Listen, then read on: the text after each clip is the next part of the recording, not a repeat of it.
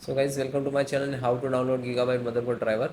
So first we have to come this website gigabyte.com. This is officially website and you can see this is search button. Okay, and then enter your model number of your motherboard B860MH and then hit enter. Wait few seconds to open page. Then you can see this motherboard just open.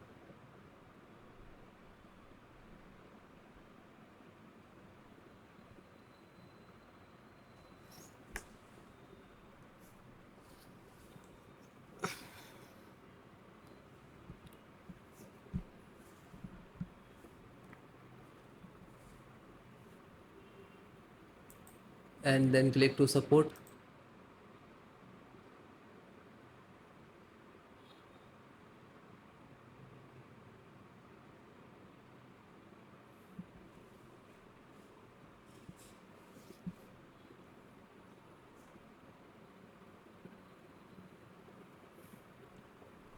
Now select operating system which is using Windows 10.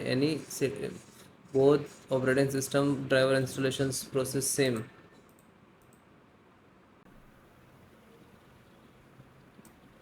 VGA driver. Say enter VGA driver and just click to download. Just start downloading. After download you just open. Then double click to setup.